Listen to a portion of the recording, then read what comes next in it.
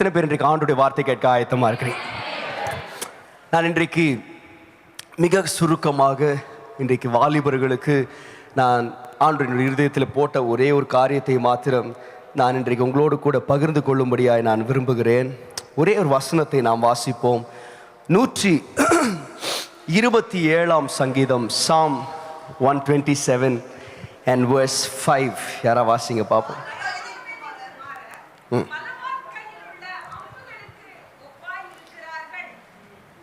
போதும். அம்புகளுக்கு ஒப்பாய் இருக்கிறார்கள். ஆண்டவர் வாலிபர்களை எப்படி பார்க்கிறார் என்றால் அம்புகளுக்கு ஒப்பாய் நம்மளை பார்க்கிறார். இன்றைக்கு இந்த அம்புகள் பல விதங்களிலே பயன்படுத்தப்படலாம், அநேக காரணங்களுக்காய் பயன்படுத்தப்படலாம். அம்புகளை எங்கெங்கெல்லாம் பார்க்கலாம் அப்படின்னு சொன்னால், arrows are used for sports. விளையாட்டு இடங்களிலே வில்வித்தை போட்டிகளில் இந்த அம்புகளை பயன்படுத்துவாங்க. Arrows are used for entertainment. எங்கன்னா பழங்காலத்தில் பார்த்தீங்கன்னா ஆட்களை நடுவில் விட்டுட்டு இந்த அம்புகளை வச்சு அவங்களை எய்து அவர்களை கொல்லுவார்கள். இதை ஒரு விளையாட்டாக பார்த்தாங்க. ஆனால் இன்னொரு இடத்துல அம்புகள் பயன்படுத்தப்படுகிறது. இந்த அம்பு எங்கன்னா எதிரிகளை வீழ்த்துவதற்காக பயன்படுத்தப்படும். ஒரு சபையில் வாலிபர்கள் இந்த 3க்காகவும் கூட இருக்கலாம். ஆரோஸ், அம்புகள் அப்படின்னு சொல்லும்போது இந்த 3 காரணங்களுக்காக பயன்படும். Either young people can be used for sports. பெரியவங்க செய்ய முடியாத வாலிபர்கள் வச்சு செய்கிறதுக்கு சபையில் வாலிபர்களை பயன்படுத்தலாம். 2வது என்டர்டெயின்மெண்ட்டுக்காக பயன்படுத்தலாம். ஸ்கிட்டு போடணும், டான்ஸ் ஆடணும், இதுக்கு வாலிபர்களை தேடுவாங்க. ஆனால் இதெல்லாம் தப்பு கிடையாது. விளையாடுங்க, ஸ்கிட்டு போடுங்க, டான்ஸ் ஆடுங்க. ஆனால் தேவன் தேடுகிற அம்புகள் ஏதோ விளையாட்டுக்கும் டான்ஸ் ஆடுறதுக்கு இல்லை, எதிரியை வீழ்த்தும்படியாக ஆண்டவர் சில வாலிபர்கள். இன்றைக்கு நீங்கள் ஒரு வாலிபனாக எழுமணும் தம்பி. இந்த சபையில் அடுத்த தலைமுறை நீங்கள் தான், சபையினுடைய தூண்கள் நீங்கள் தான். ஆண்டு உங்களை எப்படி எதிர்பார்க்கிறார்னா, சாத்தானை வீழ்த்துகிற அம்புகளாய் ஆண்டு எதிர்பார்க்க. அந்த அம்பு தான் பலவான் கரத்தில் இருக்கிற அம்புகள். இன்றைக்கு நான் சீக்கிரமாக இந்த அம்புகள், ஆண்டவருடைய கரத்தில் இருக்கிற அம்புகள் குறித்து நான் ஒரு 5 குறிப்புகளை சுருக்கமாய் நான் சொல்ல விரும்புகிறேன். இந்த ஆண்டவருடைய கரத்தில் இருக்கும் இந்த அம்பு அப்படின்னு சொல்லும் பொழுது, எல்லா அம்பும் அம்பாகிவிட முடியாது, எல்லா இரும்பு துண்டுகளும் அம்பாகிவிட முடியாது. ஒரு இரும்பு துண்டை அம்பாக மாற்றுவதற்கு அதற்கு சில குணாதிசயங்கள் தேவை. அதை மாத்திரம் நான் சுருக்கமாக நான் உங்களுக்கு சொல்ல விரும்புகிறேன். முதல் குணாதிசயம், ஒரு அம்பு எப்படி இருக்க வேண்டும் என்றால், ஒரு அம்பு கூர்மையாக இருக்க வேண்டும். Every arrow has to be sharp. கூர்மை இல்லாத ஒன்றை யாரும் அம்பாய் பயன்படுத்த மாட்டாங்க. ஒரு அம்புனாலே அதுக்கு முதல் குணாதிசயம் என்னன்னா கூர்மையா. அப்போ கூர்மைக்கு ஆப்போசிட் என்னது? நல்லா சொல்றீங்க. மொக்க. பக்கத்தில் பார்த்து சொல்லுங்க. மொக்க பீஸா இருக்காது. இன்னைக்கு நம்ம நிறைய இதை சொல்லுவோம்ல, சரியான மொக்க பீசுறாங்க அப்படின்னு சொல்றாங்க நிறைய வாலிபன். ஒரு வாலிபன் எப்படி இருக்கணும்னு சொன்னா கூர்மையா இருக்கணும். எதுல கூர்மைன்னு சொன்னா, ஷார்ப் இன் யோர் டெசிஷன்ஸ். இந்த வாலிப வயதில் நீங்கள் எடுக்கும் தீர்மானங்களிலே நீங்கள் கூர்மையானவர்களாக இருங்க. நான் அநேக வாலிபர்கள் நான் சந்திச்சிருக்கிறேன். அநேக வாலிபர்களுக்கு நான் கவுன்சிலிங்லாம் பண்ணியிருக்கிறேன். நம்ம கிட்ட கவுன்சிலிங் வந்தாலே அதோட அர்த்தம் என்னன்னா, ஏதோ பிரச்சனையில தான் வராங்களே. நல்லா இருக்கிறவனை கூட்டு வருவாங்கள, கூட்டு வர மாட்டாங்க. ஏதோ பிரச்சனையில் மாட்டினா தான் கூட்டு வரும். ஆனால் அவருடைய கதைகளை நான் பொறுமையாக கேட்பேன். எல்லாத்தையும் கேட்டு முடிச்சுட்டு அவங்க கதையை பேக் ட்ராக் பண்ணி, ஏன்டா நீ இந்த நிலைமைக்கு வந்த அப்படின்னா அதுக்கு ஒரே ஒரு காரணம் தான் இருக்கு. என்னன்னா, அவர்கள் வாழ்க்கையில் எடுத்த ஒரு மொக்கையான முடிவு. One decision. நிறைய டெசிஷன்ஸ்லாம் கிடையாது தம்பி. நம்முடைய வாழ்க்கையை சீரழிப்பதற்கு ஒரு டெசிஷன் போதும். ஒரு மொக்கையான டெசிஷன், ஒரு தவறான டெசிஷன். நான் சில பேர், நீ தப்பா நினைச்சுக்காதீங்க, நல்லா படிச்சிருப்பான், மொக்கையா இருப்பான். சில பேர் ரொம்ப அழகா இருப்பாங்க, மொக்கையா இருப்பாங்க. சில பேர் நல்ல குடும்ப பின்னணியில் இருப்பாங்க, மொக்கையா இருப்பாங்க. அவனை பார்த்தீங்கன்னா அவன் கிளாஸ்ல டாப்பரா இருப்பான். ஒரு சமீபத்தில், ரொம்ப வருஷம் கிடையாது, சென்னையில் ஒரு இருதய டாக்டர், இருதய நோய் பார்க்கிற ஒரு டாக்டர், ரொம்ப ஃபேமஸான டாக்டருங்க. அவரை வெளிநாட்டில இருந்தெல்லாம் பார்க்கறதுக்கு வருவாங்க. திடீரென்று ஒரு நாள் பேப்பர்ல வருது, 4வது மாடியிலேருந்து கீழே குதிச்சு தற்கொலை செய்து கொண்டார். நான் யோசிச்சேன், அவருக்கு அறிவுக்கு என்ன குறைச்சல்? பணத்துக்கு என்ன குறைச்சல், படிப்புக்கு என்ன குறைச்சல், அந்தஸ்துக்கு எல்லாமே இருந்துச்சு. ஆனால் ஒரு மொக்கையான முடிவு, வாழ்க்கை முடிஞ்சிருச்சு. நான் என்ன சொல்கிறேன், வாலிபர்களுடைய வாழ்க்கையில் நீங்கள் எடுக்கிற தீர்மானங்களில் கேர்ஃபுல்லாக இருங்க. நான் சொல்கிறேன், திஸ் டைம், இந்த பீரியட் ஆஃப் டைம் இருக்கு பாருங்க, நம்முடைய வாழ்க்கையில் இந்த காலகட்டத்தில் நீங்கள் எடுக்கும் முடிவுகள் தான் உங்களுடைய வாழ்க்கையின் எதிர்காலத்தையே நிர்ணயிக்க போகும். அந்த முடிவுகளை நீங்கள் எடுக்கும் பொழுது தடால் புடால்னு யோசிக்காமல் நீங்கள் எடுத்தீங்கன்னா அதனுடைய பின்வலை நீங்கள் சந்திப்பீங்க. நான் சொல்கிறேன், நான் ஒரு சபையில் வளர்ந்த ஒரு பையன், சர்ச்சில் நான் அநேக பேரை நான் பார்த்துருக்குறேன். வயதானவர்கள், இன்றைக்கு கஷ்டப்படுகிற வயதானவர்களை நான் பார்த்துருக்குறேன். அவங்கள போய் கேளுங்க, ஏன் இப்படி கஷ்டப்படுறீங்க அப்படின்னு கேட்டால் அவங்க சொல்லுவாங்க, வாலிபத்தில் எடுத்த தீர்மானங்கள்ங்க. அவங்கள போய் இன்னைக்கு கேளுங்க, இன்னைக்கு எதாவது மாற விரும்புறீங்களா அப்படின்னு கேட்டால் அவங்க சொல்லுவாங்க, இப்போ மாறி பிரயோஜனம் கிடையாது, நான் மாறினா அப்போ மாறி இருக்கும், அப்போ நான் செய்யாதது இன்றைக்கு நான் அறுத்துக்கிட்டு இருக்கேன். நான் சொல்கிறேன், நீங்கள் விதைக்கிற எல்லா விதைகளுக்கும் நீங்கள் அறுவடை செய்கிற ஒரு நாள் இருக்கு. மாங்கொட்டையை விதைச்சா மாம்பழம் தான் வரும், ஏன் எனக்கு பலாப்பழம் வரலன்னு கேட்க முடியாது. இன்னைக்கு நிறைய பேர் அப்படி எதிர்பார்ப்பு, அப்படியே பலாப்பழம் விதைச்சு என்ன விதைச்சோமோ அது வரதான் போகுது இல்லை, அதுதான் வளரப்போ. சொல்கிறேன், இந்த முடிவுகள், டெசிஷன்ஸ் அப்படின்னு சொல்லும்போது நல்லா கவனிங்க. God has given us the power of decisions. ஆண்டவர் தீர்மானங்கள் எடுப்பதற்கு உரிய உரிமையையும் உங்களுக்கு விடுதலையும் கொடுத்திருக்கிறார். ஆனால் God has not given us the power over destinations. ஆனால் அந்த தீர்மானங்கள் உங்களை கொண்டு செல்லும் இடங்களை நீங்கள் தீர்மானிக்கவே முடியாது. You have the power over choices, you don't have the power over its consequences. நீங்கள் என்ன தீர்மானம் வேணா எடுக்கலாம், ஆனால் அந்த தீர்மானங்களுடைய பின்விளைவுகளை நீங்கள் தடை செய்யவே முடியும். நல்லா கவனிங்க, சென்னை சென்ட்ரல் ஸ்டேஷனில் 16 பிளாட்ஃபார்ம் இருக்குப்பா. இந்த 16 பிளாட்ஃபார்மில் 16 ட்ரெயின் நிற்குது.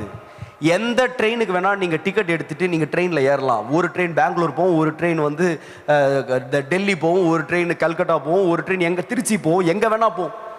நீ எந்த ட்ரெயினில் வேணா உள்ள ஏறலாம். You have the power of choice. 16 ட்ரெயினில் எந்த ட்ரெயின் வேணால் நீங்கள் சூஸ் பண்ணலாம். ஆனால் பெங்களூர் போகிற ட்ரெயினில் ஏறி உக்காந்துட்டு வண்டி கிளம்பினோடனே இது ஏன் கும்முடி பூண்டி போலன்னு கேட்க முடியாது. You have the power of choice, you have the power of decision. நீங்கள் சூஸ் பண்ணலாம் எந்த ட்ரெயின் 16, ஆனால் போகிற இடத்துக்கு அது போய் தான் சேரும். நீங்கள் ஏறி உக்காந்த பிறகு ஏன் பிள்ளை தெரியும் வாழ்க்கை இப்படி ஓடு. You made that choice, but you don't have a control over that consequence. நீங்கள் கவனமாய் உங்களுடைய தீர்மானங்களை கவனமாய் எடுங்கள். உங்களுடைய வாழ்க்கையில் விசேஷமாய் உங்களுடைய கெரியர் சாய்ஸஸ், நீங்கள் வாழ்க்கையில் நீங்கள் எடுக்க போகிற என்னவாய் மாறப்போகிறீர்கள் என்றதை குறித்த ஒரு எண்ணம் உங்களுக்கு தேவை.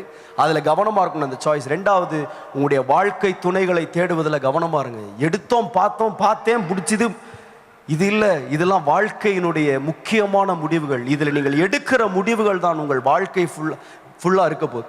ஃபர்ஸ்ட், ஆரோஸ் ஆர் ஷார்ப், கூர்மையான முடிவுகளை எடுங்க. ரெண்டாவது, ஆரோஸ் ஹேவ் டார்கெட்ஸ். ஒரு அம்பிற்கு ஒரு குறிக்கோள் இருக்குங்க. எல்லா அம்பையும் எடுத்து, நீங்கள் இந்த ஒலிம்பிக்ஸ் எல்லாம் பார்த்துருப்பீங்க, ஒரு பெரிய ஒரு வட்டம் இருக்கும், அதுக்கப்புறம் நடுவில் ஒரு வட்டம், அப்புறம் நடுவில் அப்புறம் சின்னதாக ஒரு, அந்த எல்லா அம்பும் எதுக்கு தான் செலுத்துறாங்கன்னா அதுக்கு தான் செலுத்துறாங்க. எல்லா அம்புக்கும் ஒரு குறிக்கோள் இருக்கு. யாரும் அம்பை எடுத்துட்டு அப்படியே வேடிக்கை பார்த்து அப்படியே இழுத்து விட மாட்டான். அதை எங்க செலுத்தணும் அப்படின்றத யோசிச்சு கரெக்டாக எய்ம் பண்ணி செலுத்துவாங்க.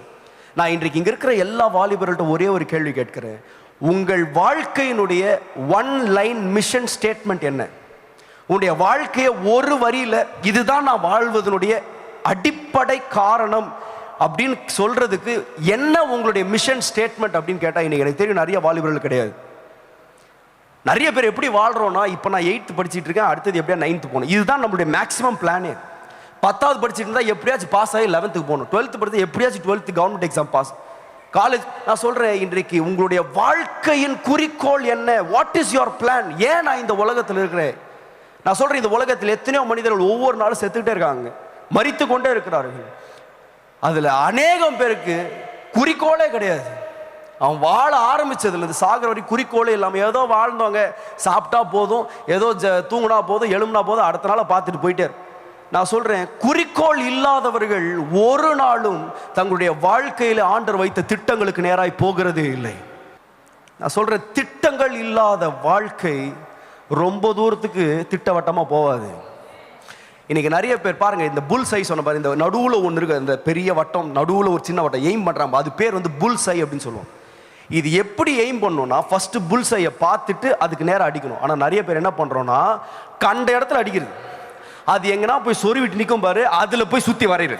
கரெக்டாக ஆண்டவர் என்னை கொண்டு வந்துட்டாரு. இது இல்லை, ஃபர்ஸ்ட் எய்ம் பண்ணிட்டு அப்புறம் அடிக்கணும். அடித்த இடத்துலலாம் போய் சுற்றி. இன்னைக்கு நிறைய பேருக்கு பல புல்சை எங்கே திரும்பினாலும் புல்சையாக தான் இருக்கும். ஒரு நாள் திடீர்னு இன்ஜினியர்னோ, ஒருத்தன் டாக்டர்னோ, அப்புறம் திடீர்னு மீட்டிங் வரும், நான் வர்ஷிப் லீடர் ஆக போகிறேன். உங்களுடைய வாழ்க்கையின் குறிக்கோள் என்ன? What is your? இன்னைக்கு பாருங்க, நிறைய வாட்டி நம்ம ஆண்டவர்கிட்ட கேட்கறதே இல்லை தம்பி. வி டோன்ட் ஆஸ்க் காட், ஆண்டவரே என் வாழ்க்கையின் திட்டம் என்ன, என் வாழ்க்கை. நான் ஒரே ஒரு சின்ன ஒரு உதாரணத்தை மாத்திரம் நான் சொல்லிட்டு போயிடுறேன். உங்களுடைய வாழ்க்கையின் திட்டம் அப்படின்னு யோசிக்கும் பொழுது நீங்கள் நிச்சயமா யோசிக்க வேண்டியது என்னன்னா, நம்ம நிறைய வாட்டி எப்படி யோசிப்போம்னா, ஆண்டவரே என் வாழ்க்கையில என்ன ஆசீர்வதிங்க, இதுதான் நம்முடைய திட்டம். எனக்கு நல்ல வேலை இருக்கணும், நல்ல இது இருக்கணும், அது இருக்கணும், என்ன நான் சொல்றேன், இது இல்லை உங்களுடைய வாழ்க்கையின் குறிக்கோள். உங்க வாழ்க்கையின் குறிக்கோள் எதை வைத்து நீங்கள் தீர்மானிக்கணும்னா, நான் ஆசீர்வதிக்கப்படுறதல்ல, ஆண்டவர் என்னையே ஆசீர்வாதமாய் மாற்றுவது தான் நீங்கள் யோசிக்க வேண்டியது. இந்த வாழ்க்கையின் மூலமா நான் ஆசீர்வாதமா இருக்கிறேனான்றது இல்லை, என்னையே ஆண்டவர் ஆசீர்வாதமாய் மாற்றுகிறாரா, அந்த திட்டங்களை நீங்க யோசிக்கும் பொழுது நிச்சயமா உங்களுடைய வாழ்க்கை நன்றாக இருக்கும். முதல்ல சொன்ன வாலிபர்கள் அம்புகள் எப்படி இருக்கும்னு சொன்னா கூர்மையா இருக்கும். ரெண்டாவது குறிக்கோளோட இருக்கும். மூன்றாவது ஒரு அம்பு நேராய் செல்லும். ஒரு அம்பை நீங்க இழுத்து விட்டீங்கன்னு வைங்களேன், அது கடைசியா போய் சேர்ற இடம் வரைக்கும் நேராக போயிடும். போற வழியில சைட்ல முனியாண்டி விலாசில் பரோட்டா சாப்பிட்டு போலாம் திரும்ப. இன்னைக்கு நிறைய வாலிபர்கள் ஆரம்பிக்கும் பொழுது நல்லா ஆரம்பிக்கிறாங்க. ரட்சிக்கப்பட்ட புதுசுல பயங்கர ஒரே வெறிதான், ஆண்டவர் மேல ஒரு பாசம், நல்லா தான் போய்கிட்டு இருக்கு. திடீர்னு பார்த்தா எங்கடா போனானுங்கன்னே தெரியல. அப்படியே கொஞ்சம் கொஞ்சம் கொஞ்சம் கொஞ்சம் இங்க பாருங்க, சாத்தான் ஒரே நாள்ல உங்களை பாவியா மாற்ற மாட்டான், நல்லா புரிஞ்சுக்கோங்க. இப்படியே போயிட்டு இருந்தேங்க, அப்படியே திருப்பி போயிட்டேன், அப்படி அது மாதிரி சாத்தான் மாற்றவே மாட்டான். ஆனா அவன் என்ன பண்ணுவான், போகிற வழியில ஒரு டீவியேஷனை கொடுப்பான், ஒரு சின்ன ஒரு லைட்டா ஒரு டர்ன். அவ்வளவுதான்டா, லைட்டா பாரு, நீங்க லைட்டா தான் திரும்புவீங்க. இப்படி லைட்டா லைட்டா லைட்டா திரும்பி கொஞ்ச நாள் எங்க போறீங்கன்னே தெரியாது. அவன் ஒரே நாள் யூ டர்ன் போட வைக்க மாட்டான், ஆனா கொஞ்சம் கொஞ்சமா திருப்பிடுவான். அதனாலதான் அந்த கெட்ட குமாரனை குறித்து வாசிக்கிறோம், அவன் குறைவுபட தொடங்கினான், ஒரே நாள்ல ஏழையாவல, கொஞ்சம் கொஞ்சமா ஏழையானான். ஆனா அந்த கொஞ்சம் கொஞ்சமா ஏழையாவது அவனுக்கு தெரியவே இல்லை. திடீர்னு பார்த்தா ஒரு நாள் பன்றி தின்ற தவிடு கூட கிடைக்கல. இது ஒரே நாள்ல வரலங்க, கொஞ்சம் கொஞ்சமா வந்துச்சு. நான் சொல்றேன், இன்றைக்கு இந்த நேரான வழியில நீங்க செல்லாமல் இந்த கொஞ்சம் கொஞ்சமா திரும்புற வழியில ஆண்டை கொள்ளுங்க. ஆண்டவரே என் பாதைகள் நேரா இருக்கட்டும், என் பாதைகள் செவ்வையா இருக்கட்டும். சத்துரு கொண்டு வருகிற இந்த தேவையில்லாத எண்ணங்கள், இந்த நான் சொல்றேன், இந்த வயசுல ஆண்டு உங்களுக்கு என்ன வச்சிருக்கிறாரோ அதை செய்யுங்க. படிக்கிற வயசுல படிங்க, வேலை செய்யற வயசுல வேலை செய்யுங்க. நான் சொல்றேன், இந்த காலகட்டத்தில் நான் என்ன செய்யணும் ஆண்டு என்னுடைய வாழ்க்கையில் வச்சு அதை செய்யும் பொழுது அதில் ஆசீர்வாதம். அதை விட்டு பெரிய ஆள் மாதிரி சில பேர்லாம் செஞ்சுக்கிட்டு ஸ்கூல் படிக்கும்போது ஒரு 2 5th ஸ்டாண்டர்ட் பசங்க, நான் அப்போ வாலண்டியராக இருந்தேன், அந்த ஸ்கவுட் மாதிரி. அப்போது அந்த 2 5th ஸ்டாண்டர்ட் பசங்க, 10 வயசு இருக்கும்ல, 2 பேர் அவ்வளோதான் இருக்கும். அவன் 2 பேர் சண்டை போட்டுட்டு இருக்காங்க. அவங்கள்ட்ட போய் நான் கேட்டேன், ஏன்டா சண்டை போடுறீங்க அப்படின்னு கேட்டால், அந்த 5வது படிக்கிற பையன் ஒருத்தர் சொல்கிறான், ஏன் சண்டை போடுற அப்படின்னா, அண்ணே என் ஆளுக்கு இவன் லவ் லெட்டர் கொடுத்தானே. எத்தனை வயசுங்க? 10 வயசு. நான் சொல்கிறேன், ஏண்டா சரி விடுங்க, உங்களுக்கு புரிஞ்சிருக்கும் என்ன வயசுல என்ன செய்யணும்னு உங்களுக்கு தெரியணும். இந்த வயசுல உங்களுக்கு ஆண்டு படிக்கிறதுக்கு வாய்ப்பை கொடுத்து பாருங்க. இன்னைக்கு நிறைய பேர் படிக்கிறதுக்கு எத்தனையோ பேர் நீங்க படிக்கிற பள்ளியில படிக்கிறதுக்கு ஆசையா எத்தனையோ பேர் இருக்காங்க, ஆனா அவங்களுக்கு வாய்ப்பு கிடைக்கல. ஆண்டு உங்களுக்கு கொடுத்துருக்கிறார், உங்களுக்கு ஃபீஸ் கட்டுறது உங்க அம்மா அப்பாவை கொடுத்துருக்கிறார், உங்களை எப்படியாச்சும் ஆண்டு உங்களுக்கு அழகான வாசல்களை திறந்துருக்கு. அதை விட்டுட்டு மற்றதெல்லாம் சுத்திட்டு இருந்தீங்கன்னு வைங்களேன், நான் சொல்றேன், உங்களுடைய குறிக்கோள்களை போய் சேரவே முடியாது. நேரா போங்க. அதான் சொல்லுவாங்க, shortest distance between 2 points is a straight line. நீங்க ஸ்ட்ரெயிட் லைன்ல போகாம இங்க ஆடிட்டு, குடிகாரன் தான் நேரா போக தெரியாதுல்ல, குடிகாரன் தான் ஆடிக்கிட்டே இருப்பான், லெஃப்ட் ரைட்னு போயிட்டே இருப்பான். இப்போ நாங்கள் வரும்போது கூட ஒருத்தனை இடிச்சிருவோம், பைக்ல தான் இறங்கினா அப்படி போறது ரோட்டுக்கு வரான், ஜஸ்ட் மிஸ். நான் சொல்றேன், நம்மளாம் குடிகாரன் கிடையாது, நம்மளாம் வாழ்க்கையில நேரா பயணிக்க வேண்டியவர்கள். Arrows go straight. சீக்கிரமா சொல்றேன். 4வது எனக்கு ரொம்ப பிடிச்ச ஒரு பாயிண்ட், ஒரு அம்பு. அவன் பாருங்க, ஒரு அம்பு என்ன பண்ணுன்னு சொன்னா, எவ்வளவு அதிகமா இழுக்கப்படுகிறதோ அவ்வளவு தூரம் போகும். ரொம்ப பார்த்துருக்கீங்களா? ஒரு அம்பு இழுக்கும் போதே இழுக்காது அப்படின்னு விட்டீங்கன்னு வைங்க, பக்கத்துலேயே விடும். நான் சொல்கிறேன், ஒரு வாலிபனுடைய வாழ்க்கையில் உங்களுக்கு தேவை, நீங்கள் எவ்வளவு இழுக்கப்பட்டாலும், நிறைய பேர் இழுக்கப்படுறது பிடிக்காதுல்ல, நம்ம எல்லாரையும் உற்சாகப்படுத்துறது தான் பிடிக்கும். நம்ம என்ன செஞ்சாலும் நம்மளை தட்டி கொடுத்தா நல்லா சூப்பர்ரா இப்படின்னு சொல்லிட்டே இருந்தால் நம்மளுக்கு வாலிபன் ரொம்ப. அதே இது ஏன்டா இப்படி பண்ணுற அப்படின்னா அவனை அதோட நம்ம மதிக்கவே மாட்டோம். இன்றைக்கி நிறைய வாலிபர்கள் வந்து ஏதாவது ஒரு விஷயம், ஒரு பாஸ்டர் வந்து ஏதோ சொல்லிட்டாரு, அப்பா அம்மா ஏதோ சொல்லிட்டாங்கன்னா உடனே வரிஞ்சு கட்டிக்கிட்டு நம்மளுக்கு கோவம் வந்து அவங்கள மதிக்கிறதே. நான் சொல்கிறேன், என்னுடைய வாழ்க்கையில் ஒரு காரியத்தை ஆண்டவர் எனக்கு கற்றுக் கொடுத்தார். எனக்கு நல்ல ஒரு அப்பாவை அம்மாவை எனக்கு கொடுத்தாங்க. அவங்க என்னுடைய வாழ்க்கையில் எனக்கு நிறைய காரியங்கள் எனக்கு பிடிக்காது, நிறைய காரியங்கள் எனக்கு புரியாது, நிறைய காரியங்கள் எனக்கு வந்து ஏன் இப்படி பண்ணுறாங்கன்னு எனக்கு பயங்கர கோவம்லாம் வந்துருக்கு. ஆனால் அவர்கள் என்னை இழுத்த பொழுது நான் வந்து என்னை விடுங்க அப்படின்னு சொன்னதே கிடையாது. நான் நிறைய வாட்டி இதை சொல்லியிருக்கிறேன், உங்களுக்கு நிறைய பேருக்கு தெரிஞ்சிருக்கலாம். எனக்கு சின்ன வயசுலேருந்தே ரொம்ப சின்ன வயசுனா கொஞ்சம் இன்னும் ஒரு ஒரு லாஸ்ட் ஒரு 15 இயர்ஸாக எனக்கு ஒரு சின்ன ஆசை. ஏன்னா ஃப்ரெண்ட்ஸ் பியர்டு வளர்க்கணும் அப்படின்னு ஒரு ஆசை, இந்த குறுந்தாடி வளர்ப்போம், எனக்கு ரொம்ப ஆசை. அது பெரிய விஷயம் கிடையாது, நிறைய பேர் வச்சுருக்கிறாங்கல்ல. எனக்கு அவங்களாம் பார்க்கும்போது பொறாமையாக வரும், அப்பா என்னடா அழகாக ஃப்ரெண்ட்ஸ் பியர்டெலாம் விட்டுருக்காங்களே. எனக்கு இது ரொம்ப ஆசை. ஆனால் எங்கள் அப்பாவுக்கு இது பிடிக்காது, ஏன்னே தெரில, ஏதோ ஒரு காரணம் எங்கள் அப்பாவுக்கு பிடிக்காது, அவ்வளோதான். அது ஃப்ரெண்ட்ஸ் பேட் வச்சாலே கொன்னே போட்டுரும் அந்த மாதிரி. ஏன்னா இது மாதிரி ஹீ டசன்ட் லைக் இட். நான் சொல்கிறேன், எனக்கு இன்றைக்கு 35 வயசு ஆகிடுச்சு, எனக்குன்னு ஒரு குடும்பம், எனக்கு மனைவி 2 பிள்ளைகள் எல்லாம் இருக்கிறாங்க. இப்போ எங்கள் அப்பா என் உரிமையெல்லாம் வந்து இது பண்ணுறதில்ல, ஏன்டா இப்படி பண்ணுறா அப்படிலாம் கேட்குறதில்ல. ஆனால் சொல்கிறேன், இன்றைக்கு வரைக்கும் என் கண்ணாடி முன்னாடி கூட நின்று ஃப்ரெண்ட்ஸ் பேட் வச்சு பார்த்ததே கிடையாதுங்க. அதுக்கு ஒரே ஒரு காரணம், அந்த வயசான அப்பாவை நான் இன்னும் நேசிக்கிறேன், மதிக்கிறேன், அவ்வளவுதான். நான் இதுக்கு கேள்வி கேட்டதே இல்லை, ஏன் இழுக்கிறீங்க, ஏன் இது என்ன, நோ, அப்பா சொல்லிட்டாங்களா, அவ்வளோதான். இப்போ கொஞ்ச நாளுக்கு முன்னாடி சரி அப்பாவுக்கு ஃப்ரெண்ட்ஸ் பேட் தான் பிடிக்கல, நம்ம போய் நல்லா தாடி வளர்க்கலாம் ஃபுல்லாக. இப்போ தாடி ஃபேமஸ் ஆயிடுச்சுல, நோ ஷேவ் நவம்பர் அப்படின்னு சொல்லுவாங்க. நான்லாம் நவம்பர் மாதத்தில் பிறந்தேன், அதனால் நான் ஓகே நம்மளும் போகணும், ஷேவே பண்ணாமல் நல்லா அழகாக அப்படியே கொஞ்சம் நல்லா வெஸ்லி மேக்ஸ்வெல் அண்ணன் மாதிரி அப்படியே ராபர்ட் ராய் அண்ணன் மாதிரி தான் விட மாட்டுறாங்க, வெஸ்லி அண்ணன் மாதிரியாச்சு. ஸோ பயங்கரமாக ஒரு 15 நாள் நான் வெளியில் இருந்தேன். அப்போது ஊழியத்துக்கு போய் அப்போது ஃபுல்லாக தாடிலாம் விட்டுட்டு அன்றைக்கி வீட்டுக்கு வரேன். ஸோ நேராக போய் சலூன் போனேன். போயிட்டு இந்த நல்ல அழகாக ட்ரிம்லாம் பண்ணிட்டு நல்ல சலூனில் போய் சூப்பராக ட்ரிம் பண்ணிட்டு எனக்கே சூப்பராக இருந்துச்சு. இப்போ நல்லா இருக்கே, பரவாயில்ல, இந்த கருப்பு மூஞ்சிக்கு அப்படியே மிக்ஸ் ஆகி மர்ஜ் ஆகி ஏதோ ஒரு அப்படியே தெரிஞ்சு. ஸோ ரொம்ப சந்தோஷமாக வீட்டுக்கு வந்தேன். வீட்டுக்கு வந்து கதவு திறந்தேன், எங்கள் அப்பா ஃபஸ்ட்டு. எனக்கு எங்கள் அப்பா பிடிக்காதுலாம் எனக்கு, ஏன்னா ஃப்ரெண்ட்ஷிப் எடுத்தானே பிரச்சனை, இது நம்ம ஃபுல் தாடி தானே விட்டுருக்கோம், பிரச்சனையே கிடையாது. கதவு திறந்த உடனே என்னடா இது தாடி அப்படின்னார். அப்பா இல்லைப்பா சும்மா தான்ப்பா, இது நான் சொல்கிறது வந்து ஒரு 2-3 மாதம் முன்னாடி தான். என்னடா தாடி அப்படின்னார். இல்லைப்பா சும்மா தான். சும்மாவா, சரி போய் எடுத்துரு அப்படின்ட்டு. அப்போ தான் வச்சுட்டு வரேங்க கடையிலேருந்து நேரம். அவர் பாட்டு சொல்லிட்டு போயிட்டாரு. ஷூவை கூட கழுத்தில் திருப்பி அதே கடைக்கு போனேன். போயிட்டு சொன்னேன், அண்ணே ஃபுல்லாக எடுத்துருங்கண்ணே. சொன்னா ஏப்பா இப்போ தானே வச்சேன், நம்ம டைம் முடிஞ்சிருச்சு, அவ்வளோதான். நான் கேள்வி கேட்டிருக்கலாம் இல்லை, எவ்வளோ நேரம் ஆயிருக்கேன் எங்கள் அப்பாவுக்கு. எங்கள் அப்பாட்ட கேட்குறப்பா, எனக்கு தெரியாதா, எனக்கு 35 வயசு ஆகுது, எனக்கு தாடி வைக்கணுமா, எனக்கு மீசை எனக்கு தெரியாதா, கேட்குறது எவ்வளோ நேரங்க ஆகும்? ஒரு வார்த்தைங்க எங்கள் அப்பாட்ட கேட்டிருக்கலாம் நான். ஆனால் இழுத்தாங்க, கஷ்டமாக தான் இருந்துச்சு. ஏன்டா இந்த சின்ன சின்ன விஷயம் பாருங்க. நான் நீங்கள் என்னை எப்படி சின்ன வயசில் எனக்கு கிரிக்கெட் ரொம்ப இஷ்டம், இப்போ கூட கிரிக்கெட் ரொம்ப இஷ்டம், பயங்கரமாக இன்ட்ரெஸ்ட்டாக பார்ப்பேன். எங்கள் மாமியார் வீட்டுக்கு போகிறதுக்கு மெயின் ரீசனே என்னென்னா கிரிக்கெட் பா. ஏன்னா எங்கள் அப்பா வீட்டில் டிவி கிடையாது, நான் எங்கள் அப்பா கூட தான் இருக்கேன். அப்பா நான் மாமியார் வீட்டுக்கு போகிறேன்ப்பா, சும்மா ரொம்ப நாள் ஆச்சு பார்த்து அப்படின்னாலே என்ன அர்த்தம், அன்றைக்கி ஐபிஎல் மேட்ச் இருக்குன்னு அர்த்தம். எனக்கு ரொம்ப இன்ட்ரெஸ்ட், சின்ன வயசுலேருந்தே ரொம்ப இஷ்டம் எனக்கு. ஆனால் சனிக்கிழமை என் ஃப்ரெண்ட்ஸ் எல்லாம் விளாடுவாங்கள்ல, சனிக்கிழமை ஸ்கூல் நம்ம லீவ் விட்டாலே என்ன தான் கிரிக்கெட் தான். நான் வந்து கிரிக்கெட் விளாடுறது அப்பாட்ட போய் மதியானம் போய் கேட்பேன். 2:30 மணி 3 மணி ஆனது அப்பாட்ட போவேன். போயிட்டு அப்பா கிரிக்கெட் விளாடணும். எங்கள் அப்பா ஒரே ஒரு வார்த்தை சொல்லுவார், நாளைக்கு சண்டே உட்காந்து ஜோம் பண்ண அப்படின்னு. சரி okay, out, Saturday out, okay ஜோம் பண்ணியாச்சு. சண்டே சர்வீஸ் முடிஞ்சு திருப்பி 2:30 மணிக்கு போயிட்டு அப்பா கிரிக்கெட் விளாடும். இன்னைக்கு ஓய்வு நாள் தெரியாதா? ஏன் நம்ம தெரியாமலா கேட்குறோம்? ஓய்வு நாள் தான் கேட்குறோம். ஸ்கூல் படிக்கும் போது விளாட் பாருங்க, ஒரு நிமிஷம் ஆயிருக்கும். அப்பா ஏன்ப்பா என்ன இப்படி டார்ச்சர் பண்ணுறீங்க? இன்னைக்கு சில வாலிபர்லாம் கேட்பாங்க, ஏன் அப்படி என்ன டார்ச்சர் பண்ணீங்க? சும்மா ஒரு வாட்டி கேட்டது கிடையாதுங்க. எனக்கு தெரியும்.